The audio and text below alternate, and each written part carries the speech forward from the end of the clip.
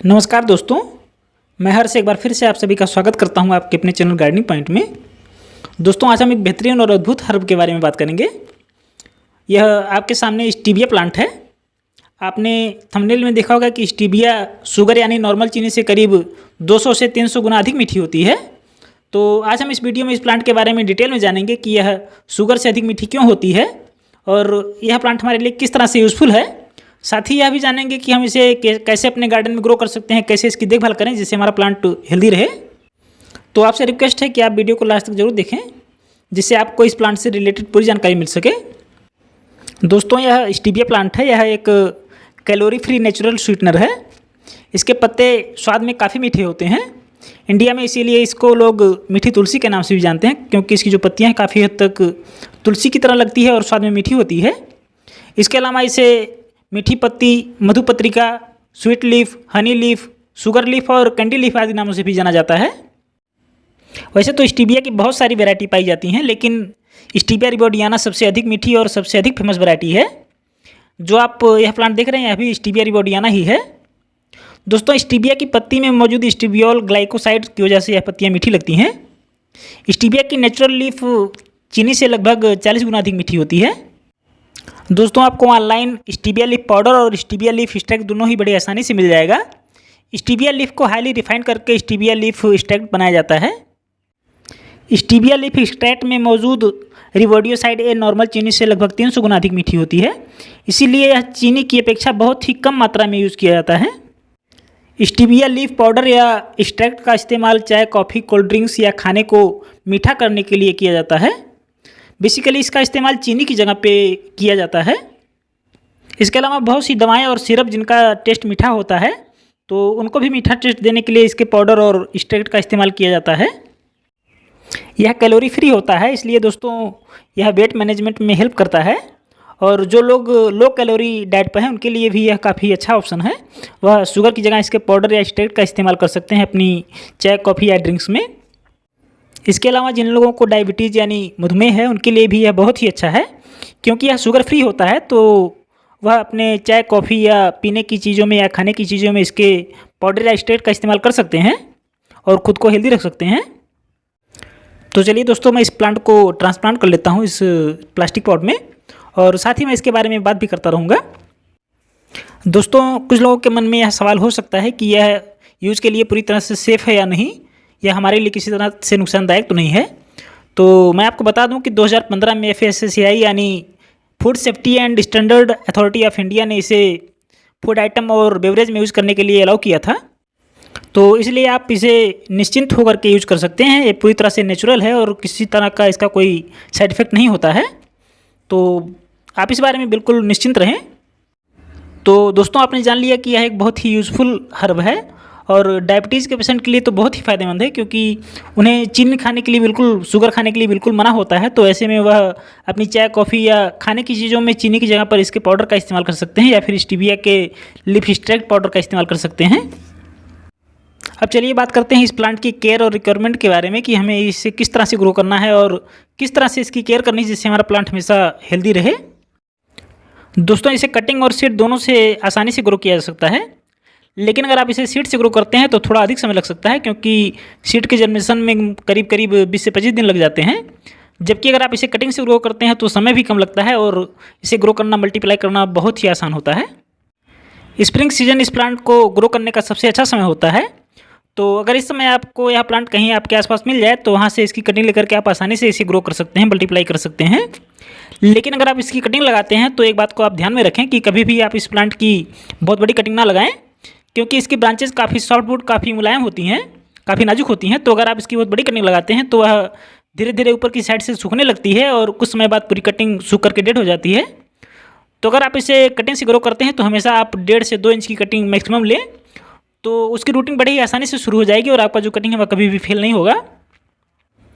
इस समय यह प्लांट आपको आपके लोकल नर्सरी पे भी मिल जाएगा।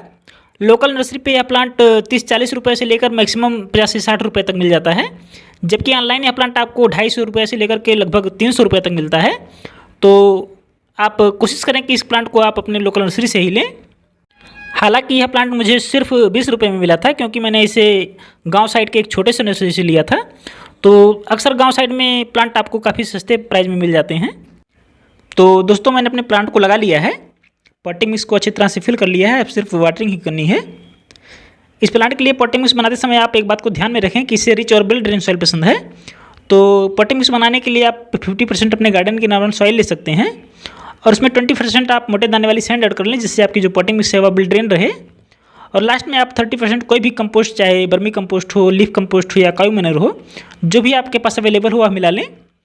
तो मैंने इसी तरह से इसके लिए पॉटिंग मिक्स तैयार किया है। तो ऑलरेडी मेरा प्लांट देखिए लग चुका है और अब मैं इसमें वाटरिंग कर लेता हूँ। यह एक सन लविंग प्लांट है, इसलिए ज़रूरी है कि इसकी हेल्दी ग्रोथ के लिए इसे पर्याप्त सनलाइट मिले। तो आप अपने गार्डन में जहाँ भी इसे लगाएं तो इस बात का ध्यान रखें कि कम से कम इसे पर डे 4 से 6 घंटे की डायरेक्ट सनलाइट मिल जाया करे।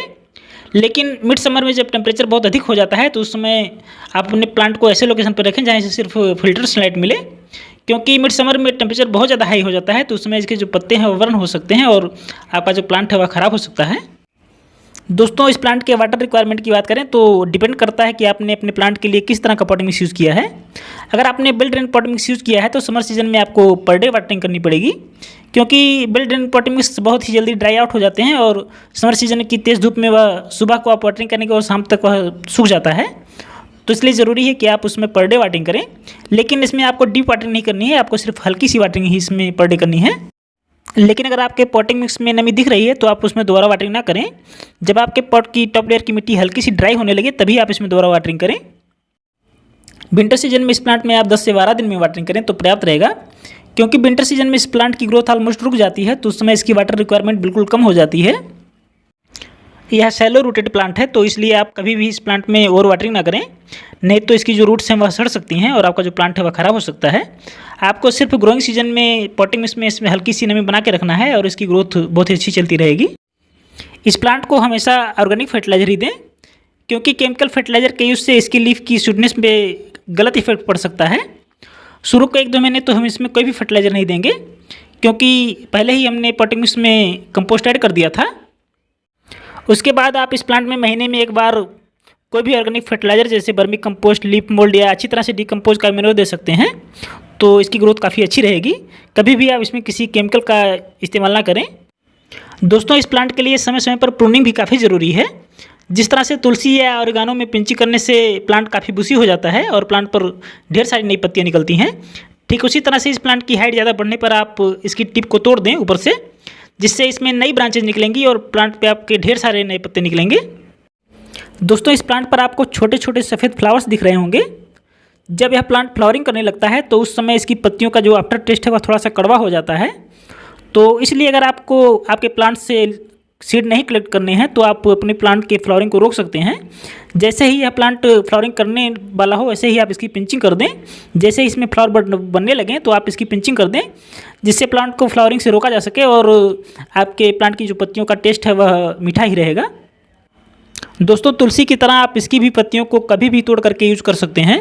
इसकी मैच्योर पत्तियों को तोड़ करके आप चाय, कॉफ़ी या किसी अन्य चीज़ में उबाल करके यूज़ कर सकते हैं, या फिर इसे आप लंबे समय तक यूज़ करने के लिए इसकी पत्तियों को तोड़ करके सुखा लें और उसे पीस करके पाउडर बना लें और उसे किसी एयर टाइट कंटेनर में डिब्बे में भर करके आप स्टोर कर लें और जब चाहें आप इसे फिर यूज़ कर सकते हैं।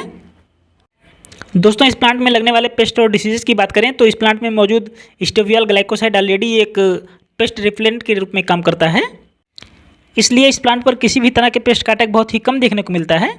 लेकिन कभी कभार आपको वाइट फ्लाइज, एफिड या मिलीबग जैसे इंसेक्ट का प्रभाव देखने को मिल सकता है, तो उस समय आप अपने इस प्लांट पर किसी भी तरह के केमिकल पेस्टिसाइड का यूज़ ना करें, क्योंकि यह एडिबल है। तो आप हमेशा किसी ऑर्गेनिक पेस्टिसाइड का यूज कर सकते हैं, जैसे आप नीम ऑयल का इस्तेमाल कर सकते हैं, आप सिर्फ पानी को ही स्प्रे करके अपने प्लांट को सुरक्षित रख सकते हैं।